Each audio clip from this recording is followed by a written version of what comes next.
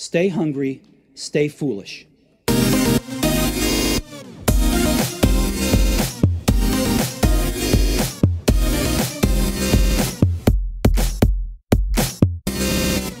now on the Innovation Show, Director of the Insight Centre for Data Analytics with University College Cork and Deputy for European Artificial Intelligence Association and current SFI Researcher of the Year, Professor Barry O'Sullivan joins us. So Barry, welcome to the show. Thank you. Thank you. It's great to have you. My pleasure. I suppose a way to start this conversation is just why is AI where it is today? I suppose, look, AI is probably one of the most important technologies that we hear about today, and there's a lot of hype around it, which is good and bad. But there's tremendous opportunity. I suppose AI grew out of, it was coined as a term in the 1950s, where people sat around, people like Marvin Minsky and John McCarthy, try to figure out, well, how could we make computers think like a human being, and it was slow progress. And you often hear about AI winters, which are basically these sort of periods where AI was one of the hot technologies, and then for some reason didn't become one of the hot technologies, either because funding ran out, nobody could do research in it, or because it sort of oversold itself and couldn't deliver. And I suppose these days it's certainly on the up and up, and I think it's on the up and up for a few reasons. One is, we're gathering massive amounts of data these days. Everything you do, you're leaving some sort of a data crumb behind you, whether you're using social media or you're phoning somebody or you're sending an email or you're browsing the web or wearing some smart sensors or something. So there's massive amounts of data being gathered all the time. And you often hear people talking about the fact that in the last 2 years, we've created more data than human beings created since the dawn of time, up to about 2 years ago, right? So which is amazing, and probably true. But I suppose the other thing that's happened is certain kind of technical advances have occurred. So we all have very powerful computers at our disposal, but we also have seen phenomenally powerful computers built. So there's lots and lots of data, lots of computing power. And I suppose also there have just been some really smart advances in the field of artificial intelligence that when you put them all together, this sort of perfect soup has allowed us to really excel, So, where, 20 years ago, there were big wins like Deep Blue beating Kasparov at chess. We're now talking about self-driving cars and all that sort of stuff, which is phenomenal progress in such a short period of time. Yeah, and with that huge amount of data, we have to be careful what crumbs we leave. It's almost like you have to clear your personal browser history because you're being tracked at every point. Yeah, well, obviously privacy is becoming far more difficult now because if you just, so forgetting social media and like what we're leaving online, just imagine how many data points you'd need to uniquely identify somebody. So, think about, the people living on your street or living in your village or whatever. And if you knew, say, people's date of birth, and some guy come along and said, well, I'm talking about a man and he was born on the 4th of April, 1957, then those two things alone probably uniquely identify that person, So just with very, very few data points, or you might say, if that doesn't uniquely identify someone, then there's very, very few people in the locality that would have that particular gender born on that particular date. But somebody told you something else, like, well, and it's a person with blue eyes, or the person that drives the yellow car, or drives to the nearest town twice a week, then you very quickly can uniquely identify people. So we don't need very many crumbs for people to be no longer anonymous, and that's the challenge. And I suppose for this reason, there's a lot of talk these days around privacy, around security, around data protection. So what people can do with your data. So it's a very, very hot topic.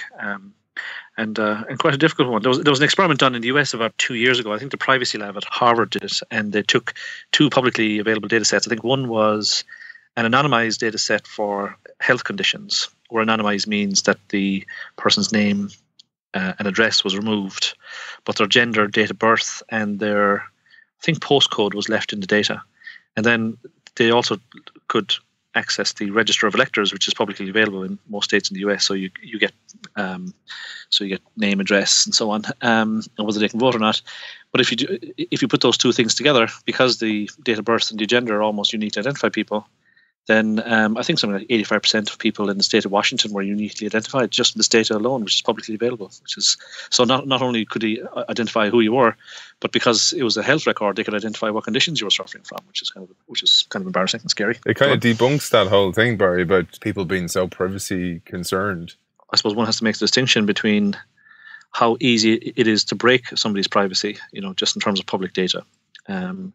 And whether someone should be allowed to. So, for example, there are some countries like Germany, for example, where even though it is easy to identify somebody, if the person's intention is that their privacy be respected, then it's often there are situations where it's considered illegal just to try and identify them, even though the data is available.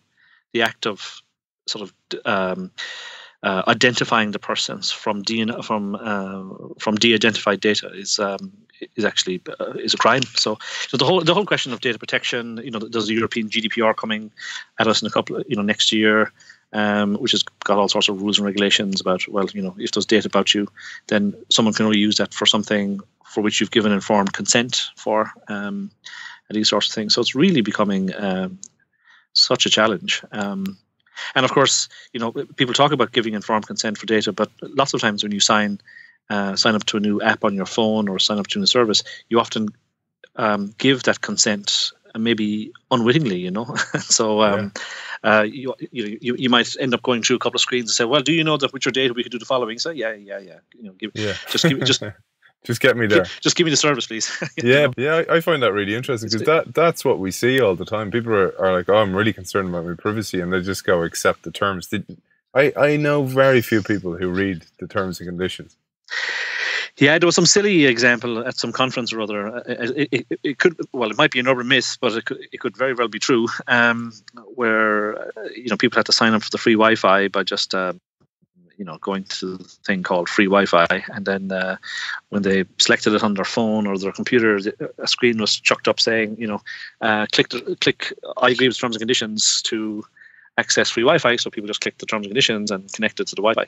And at the end of the conference, the terms and conditions were presented. You agree to give us, that your firstborn child will wash my car forevermore, and all this sort of stuff. Just silly things. Yeah. And it was very readable. It was, so 10 stupid things that people were promising to do, and nobody read it. So we're concerned about it, but we don't treat it. We're not responsible. We don't act responsibly. Yeah. Do you know one thing that I found really interesting, Barry, was I don't know if you've seen the movie Ex Machina yet. Oh yes, I have seen it. Yeah. Fantastic movie. And yeah. What I found, one of the most interesting lines I thought was when the creator of this AI, who was a search engine guru, let's call him that, and he's asked, how do you make the AI so intelligent and so empathetic and has emotional intelligence, everything? And he says, I plugged it into the search engines, because the search engine is almost like a pulse for the nation. And that for me was a real moment of an aha moment, because it's not just about Facebook and social media. It actually goes beyond to what are people actually looking for and what are they actually talking about. And it's, you talked before about data that people give in a survey versus behavioral data, and that's very much behavioral data. Yeah, so like there have been lots of examples of that kind of thing. There was a Google Flu Trend service at one point, and what it used to do was sort of map and predict where flu was currently active. And so it would do that basically by, if you were sitting at home saying, I feel kind of crap, and I'm sneezing and all this sort of stuff, and say, how do I treat the flu? Then the fact that lots of people were searching for that at a particular location gave an indication that, flu is in that location.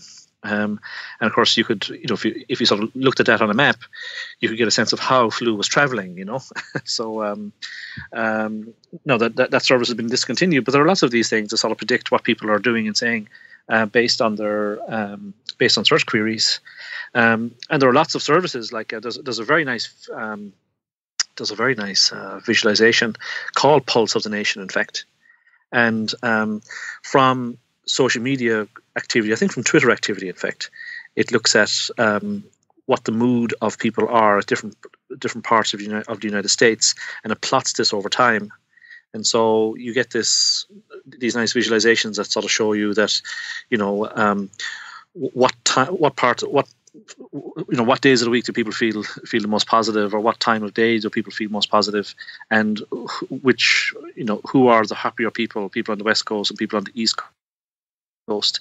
And this is all done from, I suppose, gauging sentiment or gauging mood from just from Twitter activity. So while there's massive uncertainty in this kind of data, because of its sheer volume, it can be enough to give you a signal, which is very, very interesting. Lots of AI systems, that we use today are basically sort of sitting on top of these very rich data sources and doing quite interesting things with them. Recommending a movie, or maybe serving up an advertisement, which is people may or may not like. I generally don't like it, but it's a big revenue business, obviously. And so knowing what you like and what you might have a predisposition to respond positively to is very, very possible, and dare I say easy, with large quantities of this kind of data. Yeah, and that leads us to another kind of quandary, I suppose, is that because there's so much historical data, and I mentioned before, it kind of clear in a personal browser. But if you think about the amount of data available in the world and historical data, and how concurrently the world's patterns and trends have changed, where, for example, the balance of male and female has changed a lot. Mm-hmm. Gender, for example, or even working conditions, or what type of people work in what types of roles. The machine learning has to start at a point of A, reading the data available through a platform, or B, actually taking the input from a human. And if it's taking that kind of data, it can't start at zero, and it can't learn from today at ground zero. Yeah, well, I suppose we often talk about ground truths in AI and in data mining and in machine learning. So the ground truth is what is the real pattern? So what is the real thing? So imagine you knew exactly what someone was going to consume as a movie, for example. You would then build a system that would try to predict that value, but you knew what the ground truth was. So I suppose the point you're making is that we don't know what the ground truth is, because people are changing. There's possibly bias in how the data was originally gathered. So maybe the data was information about people who went to certain kinds of schools, or got a certain level of education, and so that's by definition biased, because it doesn't represent the entire population. And so the effect, I suppose, what's the more serious issue is, well, how do you deal with it in the context of AI systems? You could be starting with a data set that's biased because it's old and incomplete or something, and then you're dealing with bias. You're dealing with data that you're sort of accessing in real time. And so where does that data come from? Is this coming from people who tweet a lot, or people who tend to blog a lot, or people who tend to provide lots of data in other ways? So that I regard that as a sort of a class of bias type problem. So how do you deal with these things in AI is a real challenge. You mentioned Twitter, for example, and people on Twitter tend to follow like-minded people on Twitter, for example. Clay Shirky talks about this ant mill, where the ants just follow each other into this death mill, a death spiral, until they all just collapse from exhaustion. Yeah, I think we tend to call those sort of filter bubbles in my area. So you tend to surround yourself with information. So information that you receive is based on a sort of a personalized system that presents you with data that you tend to like. Like if you're a social media platform owner, then what you want to do is obviously get people to engage with your platform, and if you give them information that they will respond positively to, or that they will respond to, then obviously people are using your thing, and so they get to see your advertisements, your advertising stuff more often. And so if you get people to look at, if they enjoy consuming certain types of data, then you should, there's a motivation to give them that kind of data, and so all of a sudden their world becomes totally defined by that data that they will like. And so this is the classic filter bubble. So if take the US election, if you're someone who likes the message of Donald Trump, then you'll tend to respond positively to that and engage with it.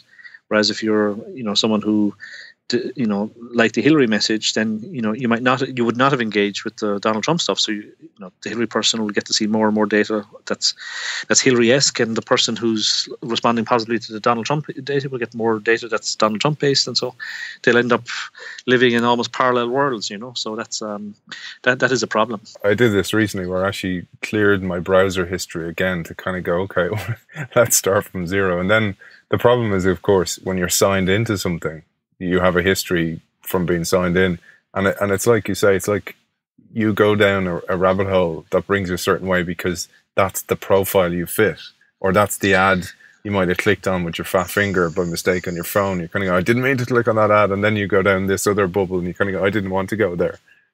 Yeah, absolutely. Like there's a it's very hard to get back to zero, as you say. Like you were talking about a web browser. Then clearing the search history, that's only one aspect of it. There are things called cookies as well, of course, that sort of follow you around the place. And also there's just you might be logged into the machine, so it knows who you are, it knows where you are, it knows what time of day it is. So it's very, very hard to start at an absolute sort of completely from a completely clean slate. Yeah. Actually, there's a very funny example of this recently. A colleague of mine at UCC mentioned that he got one of these sort of pull-along shopping trolleys because he tends to walk around the city, and he does a lot of shopping, and so you remember that these are things that your sort of granny used to pull around with her to get the messages in the local shop or something. And he said that after he bought this, the number of advertisements he was getting for walking sticks and other sorts of things went up through the roof. So as a consequence of sort of buying this product, which I suppose from the whatever recommender system was serving up advertisements to him, this was a strong indicator that he was a person who would need these sort of walking aids and everything. And of course, he wasn't. He was a perfectly fit guy, But it's kind of funny. And Barry, so I was thinking about Tay. We talked about Tay and interaction bias, because this is kind of where we're going, where the algorithm will change. But when you go to something like machine learning or chatbots, etc., there's a certain bias that takes place there also. Oh yeah, like I suppose, yeah. So just speaking generally about AI systems, I often call AI systems, those that are heavily reliant on data as bias in, bias out algorithms, because they're only as good or they're only as unbiased as the data that you provide them. Now, of course, bias isn't necessarily a bad thing, right? So but it's a property of the data that's worth thinking about, where the data came from, and I suppose more importantly, thinking about the results based on the data that you gave the system, So and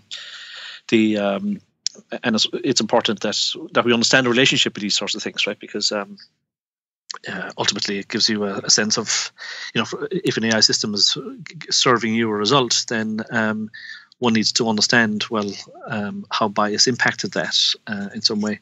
So yeah, there's lots of different kinds of bias. So after you mentioned this talk I gave in Cork a few weeks ago. So I was talking about things like sort of data biases, a data bias is basically, does bias into data to begin with. So the example I gave there was, if you're searching for cute babies in Google, and if you type in cute babies, you'll tend to get, lots and lots of white Western babies, and that's because there's nothing wrong with the Google search engine in some respect, but it's giving you what it thinks, what's signaled by the data to some extent, right? So this is, we tend to have lots more of that kind of baby on the internet, so people must be looking for this kind of baby.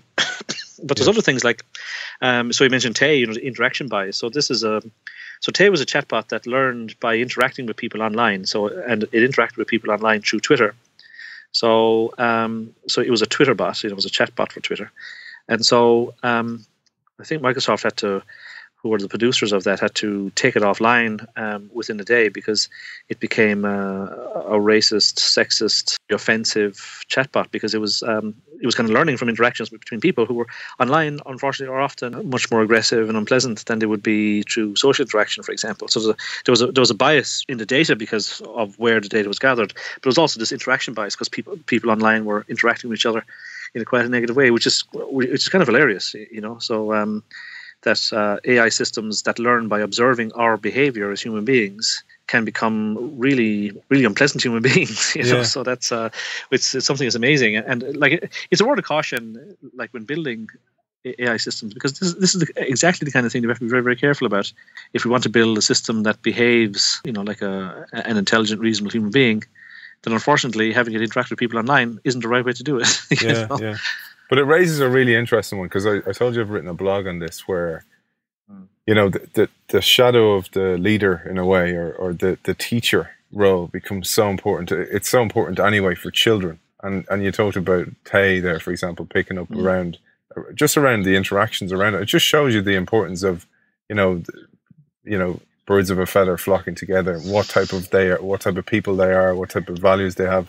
But when it comes to the person teaching the machine, that person's role is really important. If that machine is going to have an important decision-making role itself, the input from that person has to be key. And often it's a certain type of person that works in that industry that's training the machine. Yeah, well, if human beings are teaching computers how to behave, through, where the learning has been done through some sort of AI system, then there's absolutely no reason why we should be training them any differently than how we train children. And in some sense, the sensory capabilities of a very young child are far, far more sophisticated than they are of a computer, obviously. So, if we're with a stupid old computer, we have to be very, very careful, because it can't, it doesn't have the sensing capabilities to sort of see that we might not be feeling very well today, and that example, we should maybe ignore that example because Daddy was a little cranky today. So human children can figure that out, computers can't. So we should be probably far more careful in terms of how we select what it is that we teach an AI system with than we would be choosing examples with a child. Computers can't understand humor, even young children can. Like the ability to accept information and understand how it should be processed is quite a sophisticated capability that we have as human beings. So we, like the human being as a teacher, data are the examples that we teach these systems with, and because we're starting with something that at the end of the day is just a very precisely defined algorithm, then we need to be very careful which examples we present it. And this is actually a very old idea in artificial intelligence, by the way. People like Pat Winston back in the 70s were working on how to, from a machine learning point of view, how to select good examples that would help an AI system generalize properly. So, in the early 70s at MIT, Block's World was a very common domain for I suppose performing AI experiments.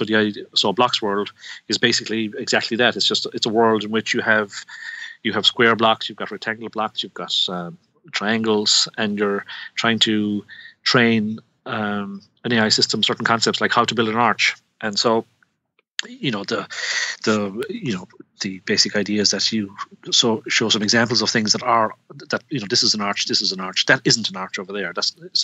And the AI system would need to figure out how to generalize correctly from those examples.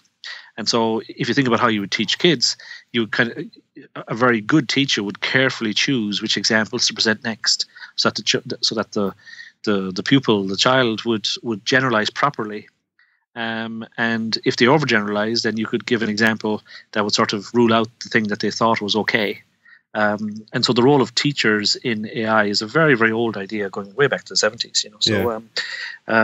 But unfortunately, in modern AI, so the AI which I suppose is really just a subset of the field. But what we in everyday life, what we tend to call artificial intelligence is lots of data, lots of compute, and a learning algorithm called deep learning. That's what most people think of these days as AI. But the role of data here is really, really key. And the algorithm is a thing that generalizes. And because compute power is just so it's because computers are so powerful today that we can in a very short period of time we can generalize very, very quickly from the data, and this is a process that needs to be sort of thought of very carefully. So I think your point about the role of a good teacher is a very smart one. I think it's a very good insight, and one that isn't really taken. It's one that people in modern AI, particularly when it's being deployed rather than the research community, but when it's been used in the field, I think people don't give that the thought that they should, and ultimately it's a sort of, it's also related to bias. Yeah.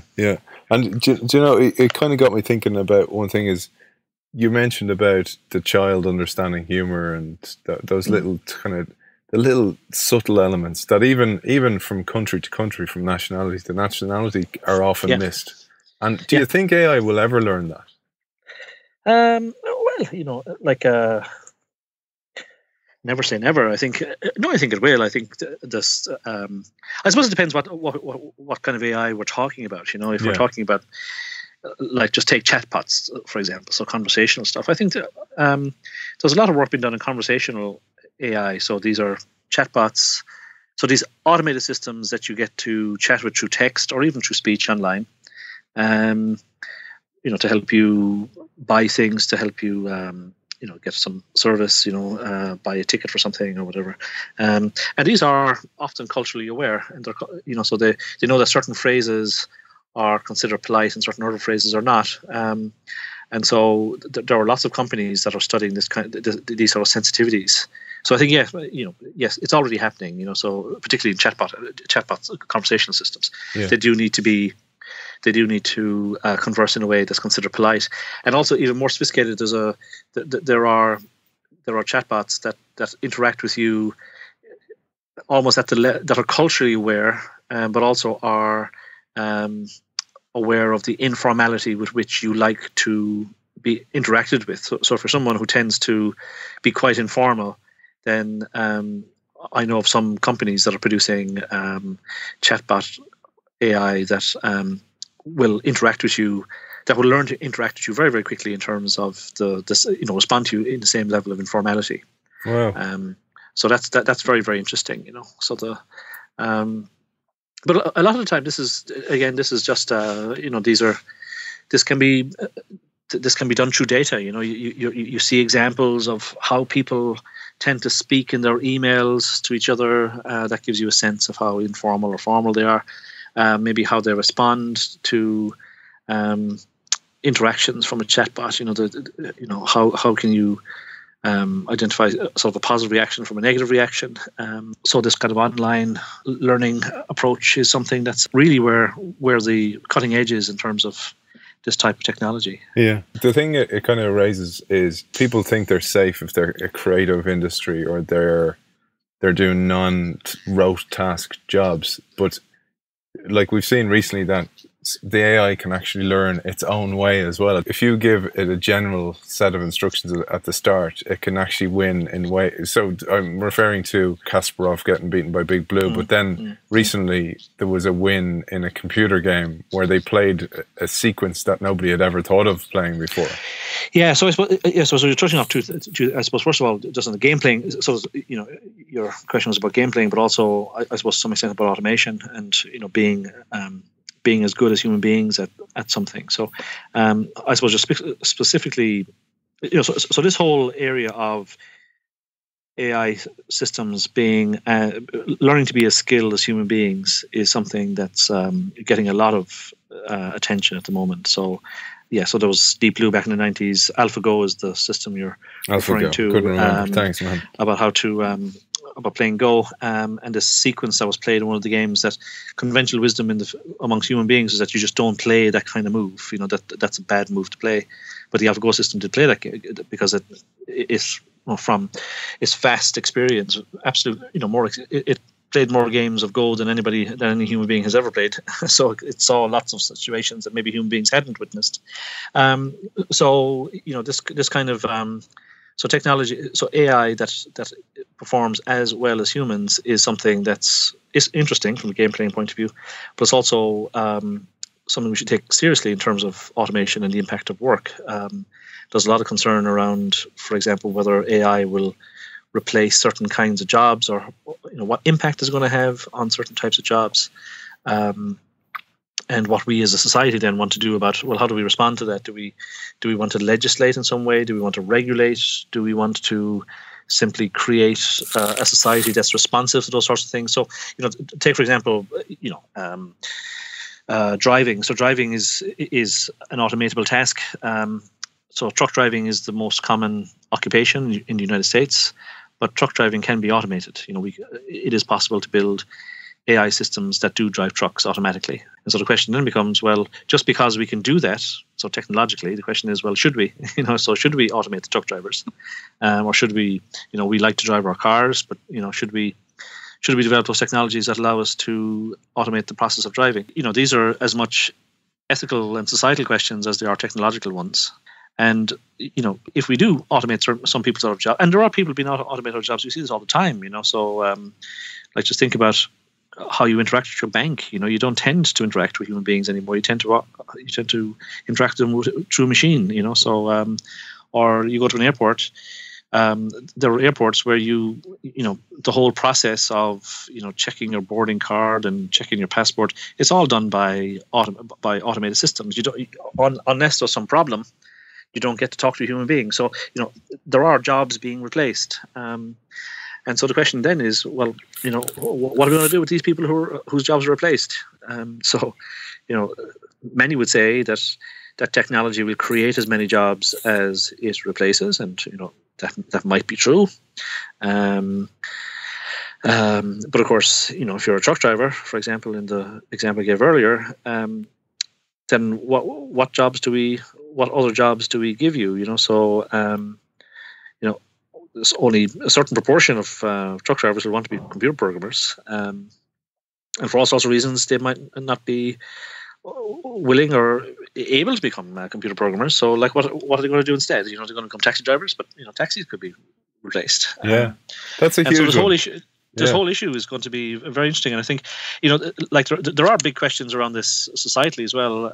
I've been looking a lot at a thing called universal basic income, which is something you often hear about in the context of automation and AI, which is if people, so rather than relying on work as the primary source of income for people, shouldn't we as a society be providing everybody with a basic income that's sufficient to allow them to live, and so they're future-proofed against automation and AI, replacing work.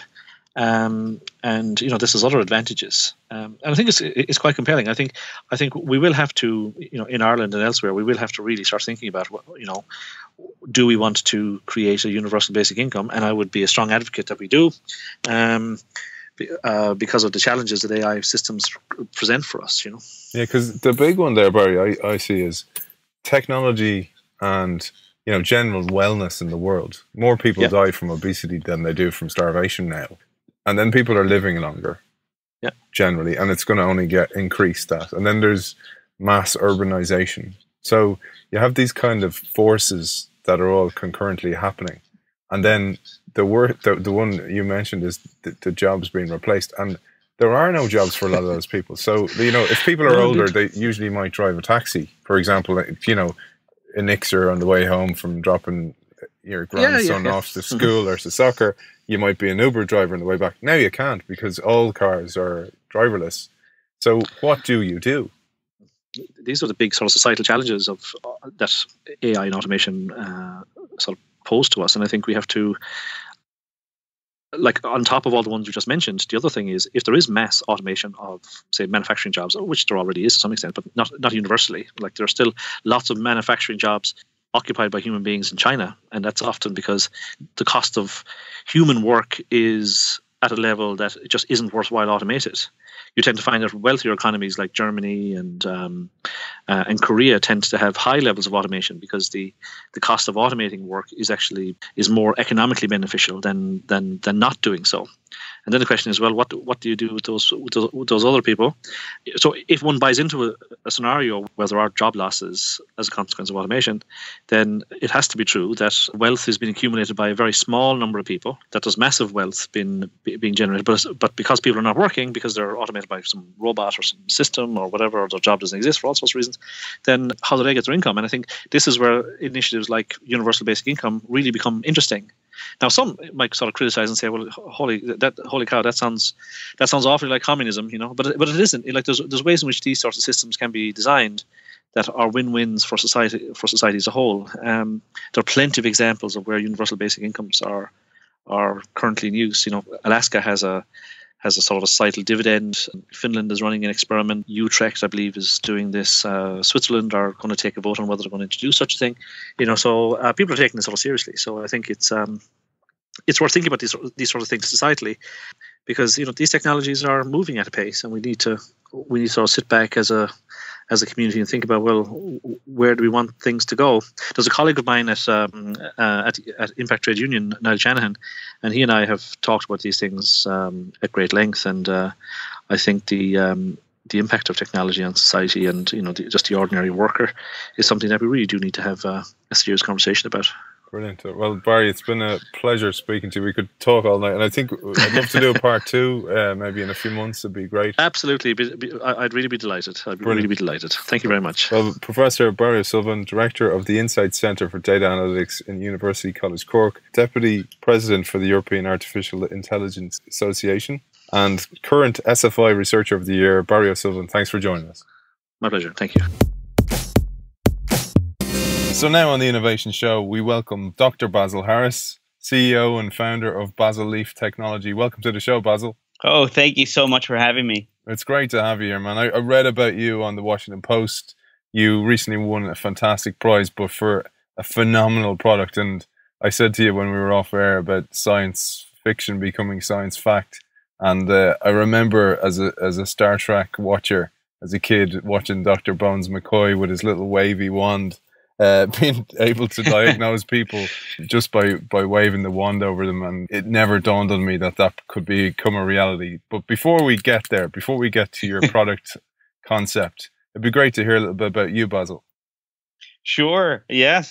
So I'm an ER doctor in the what we call here in the States the emergency department. I think it's accident and engine and emergency over there, right? Yeah. So by day and night, that's my job. Working in the emergency room, seeing patients. Prior to that, I was an engineer, working in structural and materials engineering. And this project came along to build a tricorder. And I grew up as a science fiction fanatic. And like all engineers are, and that concept to actually take the device that was in the Star Trek series, the tricorder, and try and build it. I couldn't pass that up. What an opportunity to just be part of it. So I saw it as a great marriage of trying to mix engineering and medicine. Yeah, I read about your childhood, and you were a natural curious child, because this is a trend we see throughout the show with innovators and CEOs and entrepreneurs, that there's this curiosity that's there from childhood days. Yeah, I mean, we always myself, my brothers, my sisters, we all were very curious kids growing up, tinkering with little this and that, building stuff that usually would fall apart. But it was fun just to explore. And having that curiosity, that drive to just figure things out. Usually, it meant taking things that were actually working apart and then trying to put them back together again, ending up with a few extra pieces that you didn't know where they should go. But that's how you learn, I think, and that's how you never stop learning. Doing things like that. For this project, this has been such an adventure of learning. The team that we pulled together, we were all working full time in our regular jobs, but all shared that curiosity, all shared that drive to learn. And so we just, I think our one exciting thing that kept us going is that we were so naive that we didn't see how big of a task this was. So we just solved one problem after the other and kept moving along. and it was really exciting to see the final results. But we weren't in any delusion that we were going to win early on. We we were still in shock. I think I told you earlier when we were off the air. We're still in shock that we actually pulled it off. Yeah, so let's tell our audience about that, because they won't be aware of the prize that you recently won. Sure. So the Qualcommtricorder XPrize was conceived to try and bring this technology from Star Trek to life. But if you recall the show, the tricorder was in the hands of Dr. McCoy on the Starship Enterprise, and he would wave it over his patients, and magically it would come up with this information. It would have the vital signs, and other data would be streaming to the device, and Dr. McCoy would read it and analyze it and say, classically he would say, "Oh, he's dead, Jim." He would come up with a diagnosis, right? So the creators at XPrize of the contest, oh, well, that's too easy, they said. So let's take Dr. McCoy out too, and you have to program him into the device as well. So for this competition, it was more than just building the technology. It also had to interpret the results. So it made it a little bit more challenging. So when we put together our kit, it's more of a box of several devices in there. It doesn't have the magic wand that comes up with the diagnosis like that, but it's basically a kit of components that anyone can sit down with. You don't have to have any medical knowledge, any background in medicine or engineering. You basically have to be able to operate a smartphone or a tablet. The interface on ours is with a tablet, and then it guides you with the different medical components on what to do so that it can get your vital signs, it can get all the objective data that it needs, and match that with what your diagnosis is. So, right.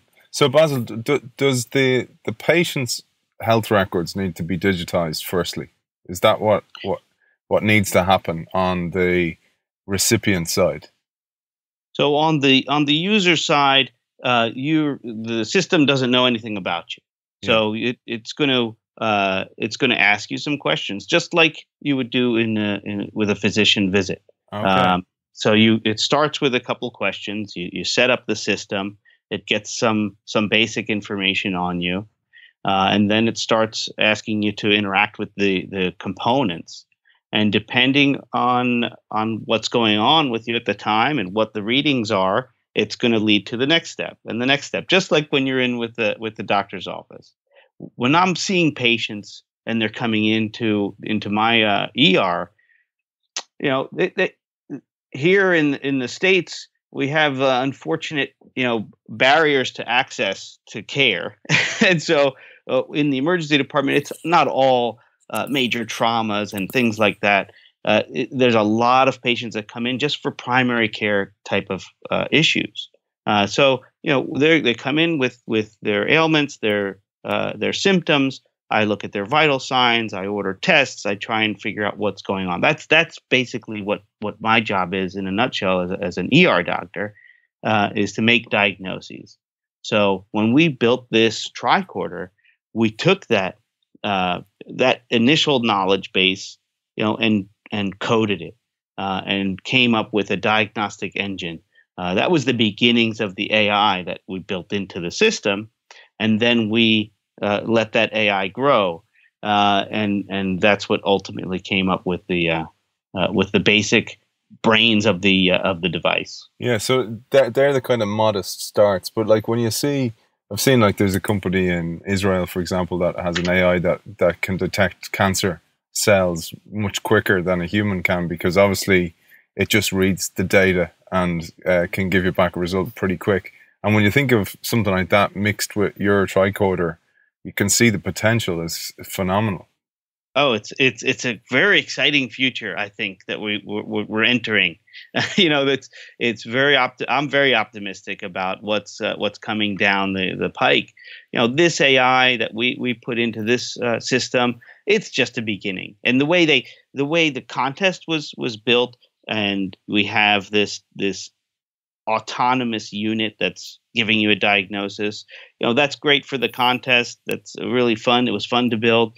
I think what's going to come out onto the market is something a little not as autonomous. We don't want to replace physicians. I don't want to replace medical providers with this kind of technology. It really is to help medical providers be more efficient, help users increase access to care. So imagine a system that you have in your home.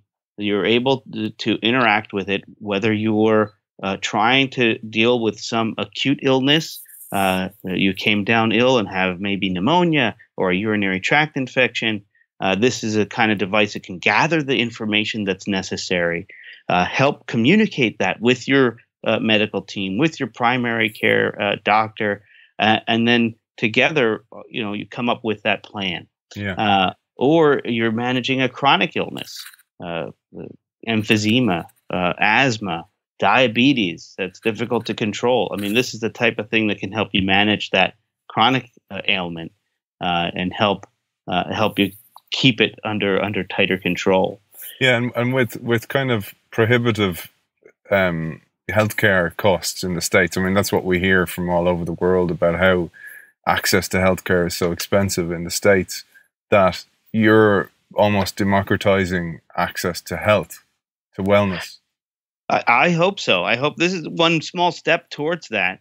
We definitely are in a bit of a healthcare crisis here in the States, where it's amazing to me. Where I'm working in Philadelphia, where we have these huge towers of modern care and neighborhoods right next door where people can't even access it. So it makes little sense. But that's, in the developed world, we have those unique problems. In the developing world, there are literally millions and billions of people that have no access to any healthcare provider. So this is the type of technology, that can really it can morph into different areas.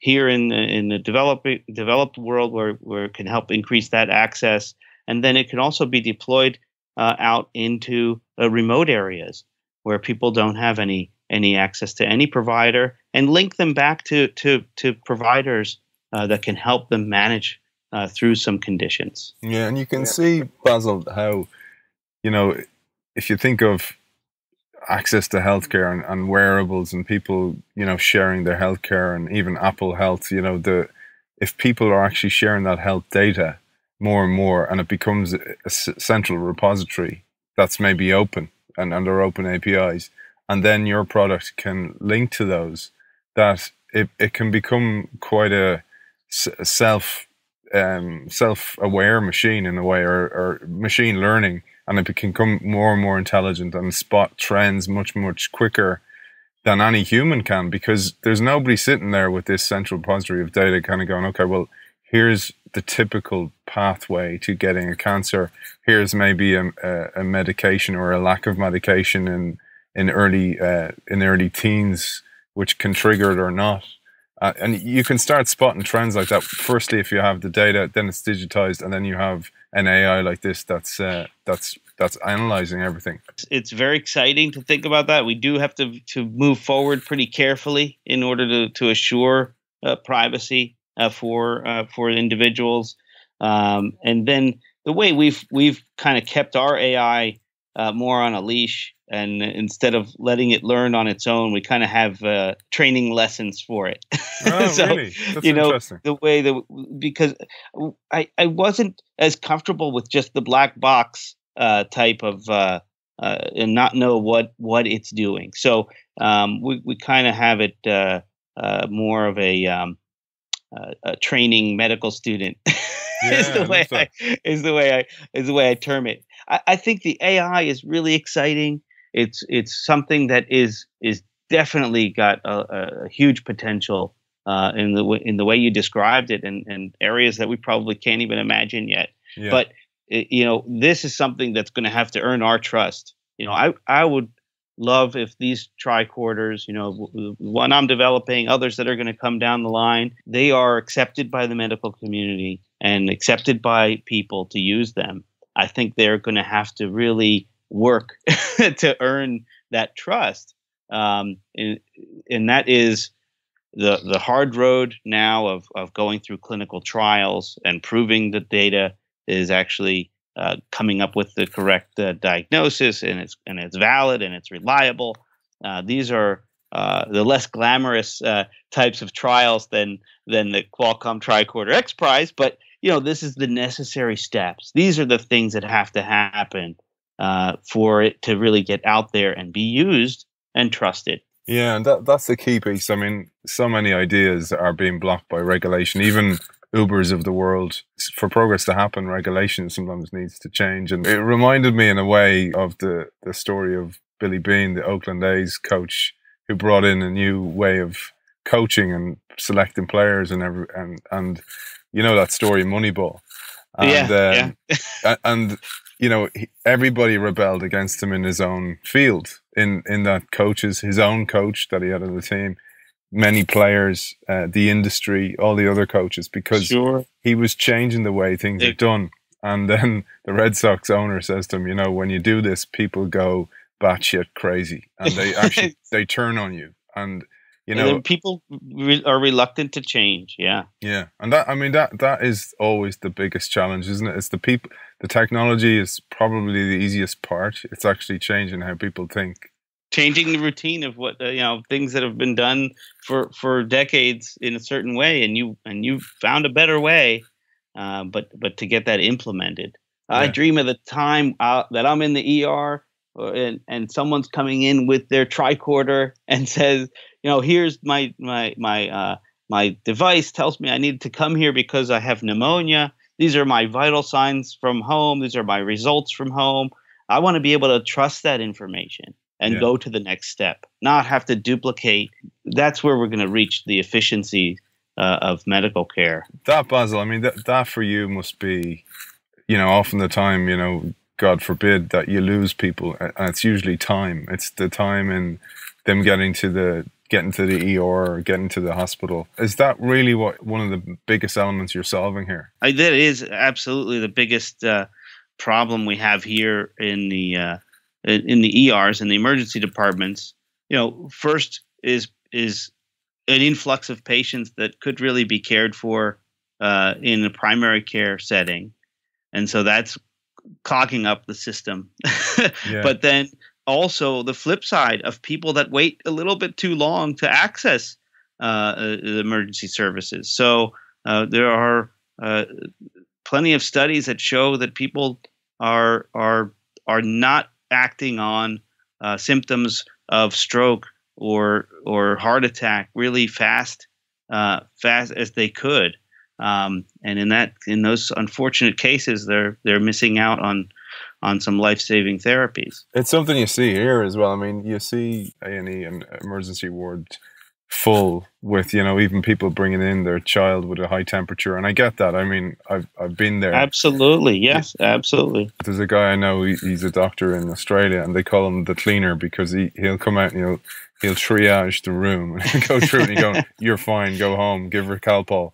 You're fine, go home, give her, clean the floor. But you're doing that kind of before that step. Right, exactly. What if they had access to this information? People that don't have to have any medical background. You're worried. Your child has a fever. I get it. That's what I'm there for. Absolutely. But it's like, what if you had, as a parent, or if your elderly parent is ill, or you're ill? What if you had access to real, reliable information at that time, starting in the home, to help you make that decision? Yeah. That's the future that I'm looking for. Yeah, and I can see, when you are in that unfortunate situation when you have to bring a child in, you often get confronted with a massive queue, and you actually don't want to do that. I think there's two types of parent in a way. The one that doesn't want to bring their child to the hospital because let's be honest, it's a pain Sure. to have to go through that, and the stress of it, etc., the queue, and exposing your child to other potential illnesses in the waiting room, from other children, and then the stress of that, etc. But then on top of that, the overworked staff. Like, what that's like Right. working Yes. in ER. I mean, you see red-eyed nurses and doctors who have been on 20-hour shifts. And this is where I think, what you said is key. The AI is there to help. It's not there to replace. Right. Absolutely. I mean, if we can get there, hopefully, within the next few years, we have the basic components here approved for marketing and getting this stuff out there. This is the beginning. And like I said, we're not the only ones working on this, and hopefully this trend continues, and we can really make an impact. So the 20 years from now, let's say, people are going to look back in the history books, and we're going to remember how it was in these emergency departments. But our kids are going to be like, why did you guys do it that way? You guys were barbarians. I know, and you have to tip the cap to you and the team, because the XPrize that you won began with 312 teams from 38 countries, and you guys came out top. Yeah, we're very excited by it. It's amazing. But I said now, like I said before, now that was almost the easy part. Now the hard work begins. So we have a clinical trial ongoing now at my hospital with just the basic components of the kit, and we are working to get through FDA approvals. Yeah, and I loved just to let our audience know about this. I love your PR piece where you guys dressed in Star Trek outfits. Was that when you were actually presenting the prototype? So the XPrize group, that was their idea. They had a lot of the teams kind of dress up like that. It was a fun session, and yeah, I don't actually have a Star Trek uniform here, but we do make fun of my one brother who ended up with the red shirt because in the show the red shirt guy always was the expendable one. Oh yeah, that's the guy that always you're kind of going, never saw him before, I never will see him again. Yeah. well, that's great, Basil. Well, listen, congratulations. It's a fantastic story, and I hope it goes all the way. Basil Harris, CEO and founder of Basil Leaf Technology. Thanks for joining us. Oh, thank you so much for having me.